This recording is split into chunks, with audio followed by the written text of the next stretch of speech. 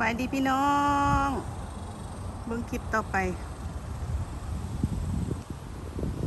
เปิดเบิ่งสวนของญี่ปุ่นพากลับไปเบิ่งไปต้มน้ำกันเด้อพี่น้องเลยหมูเกลือน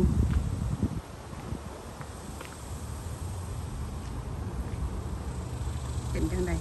มาได้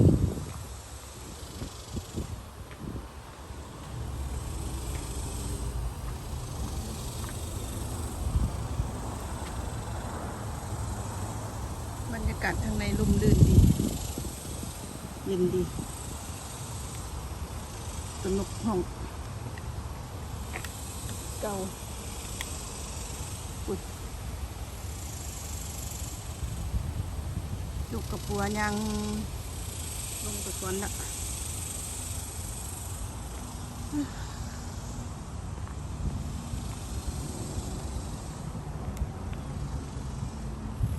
ก็เจ้าก็เฮ็ดเป็นอาหารเฮ็ดเป็นเฮือน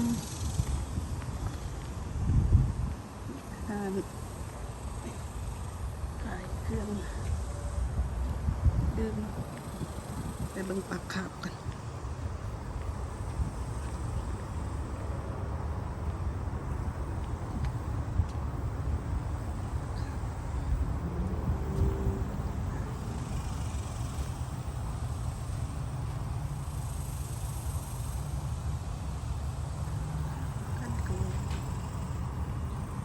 ครับ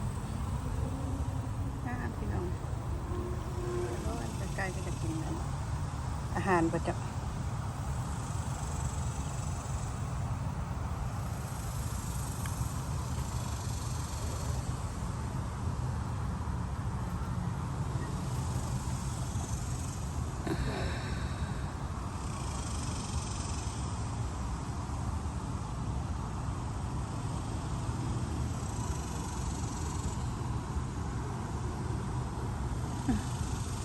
สีอะไรก็มีมัน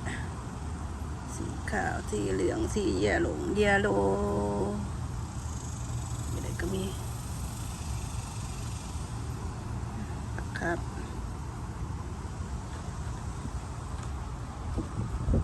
สีออกสีดำมนก็มีมันก็ร้อยมาใกล้ๆเลยมันก็มาโซตัว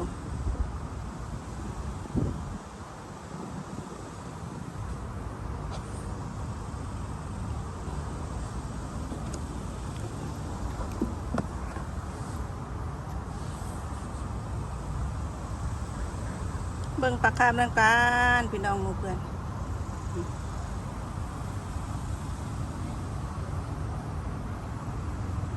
เพื่อนก็จะกำลังย่างล้อลิ้นด้วยกัน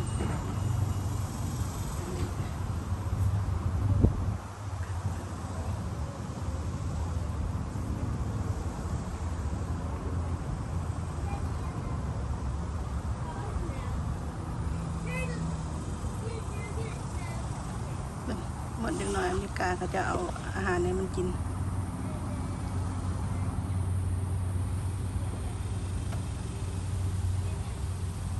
สาวหน่อยครับเป็นซื้ออยู่ไหนเพิ่นบ่พาไปเบิ่งหลายบอลก่อน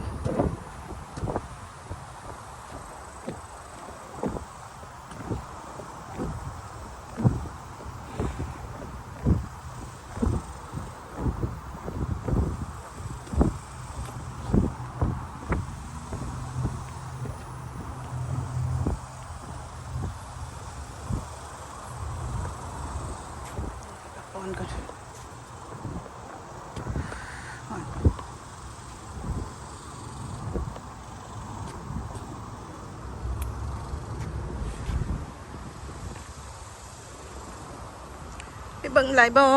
ลพี่น้องเอ้ย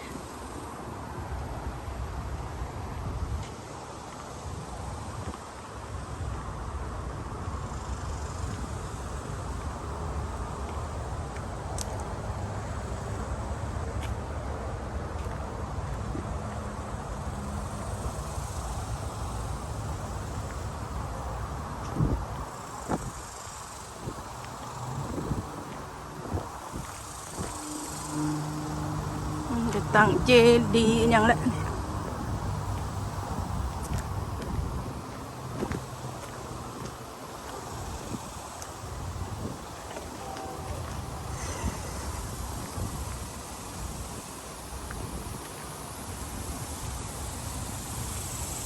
น้ำตกกัน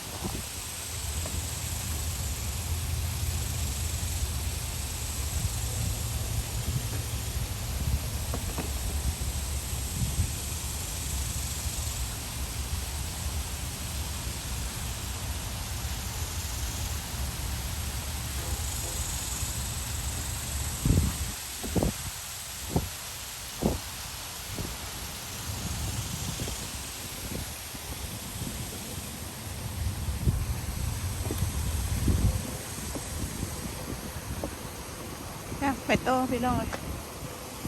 ต่อไปนี่เห็นมันมีด้วยอันนี้หัดนี่ดีมันก็ถือเขามี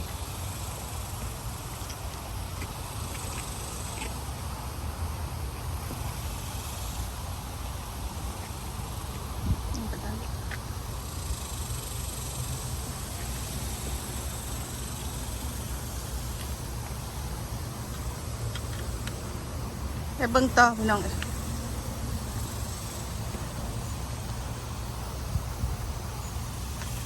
เฮ้ยทำยังไปนี่ก็ได้ดู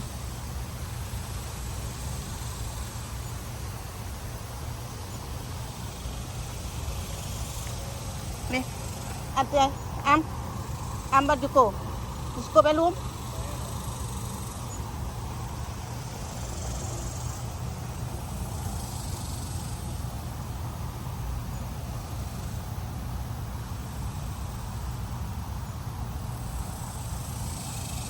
ก็น้อยมาหาเพราะว่าคิดว่าที่อันนี้จะได้กินอาหาร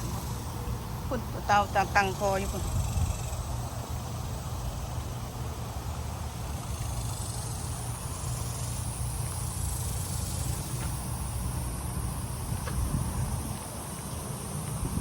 ไปต่อพี่น้อง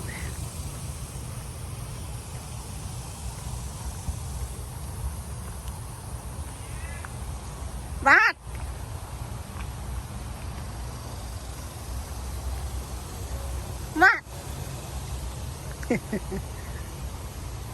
คือดันสัญญาณมาละเดินหาละ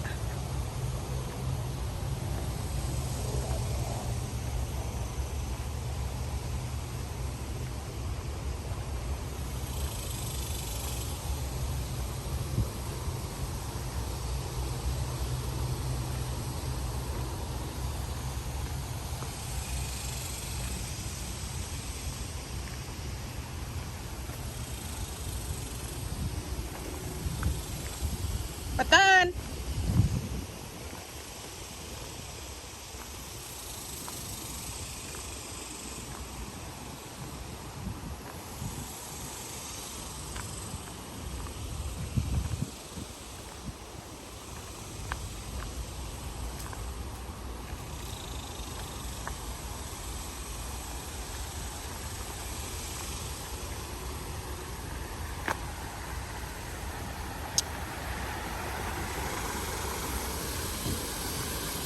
เฮ้ยอามีอะ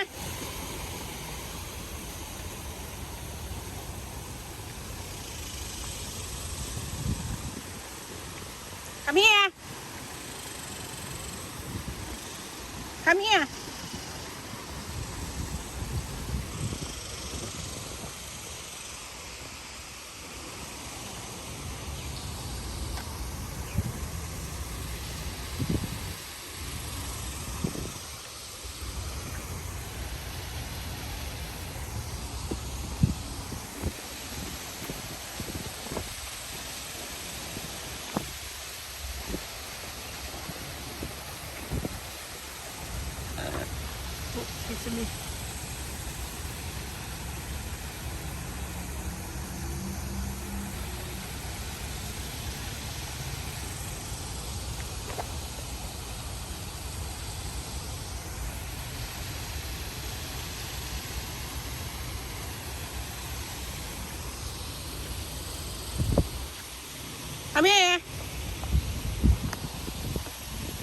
ลูกสายยางสกหา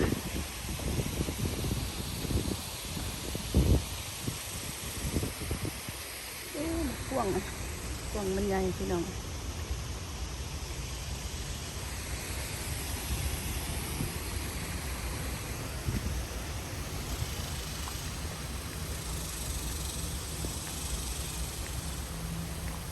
พวงมันใหญ่เบิ้งทำกันไปเรื่อยๆอยู่นี่ก็มีปลาคาบด้วย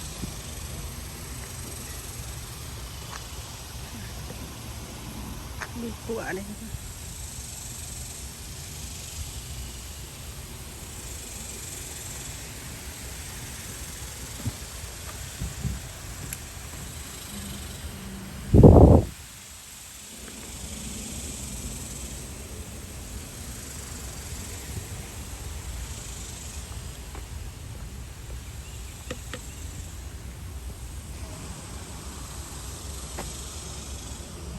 Come here ต้นไม้แต่นั้นโค้งงาม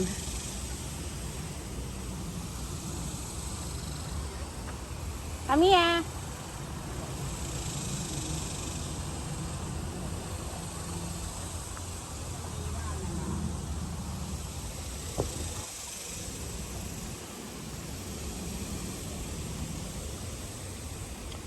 ทำนี่ก็เด้อพี่น้องเอ้ย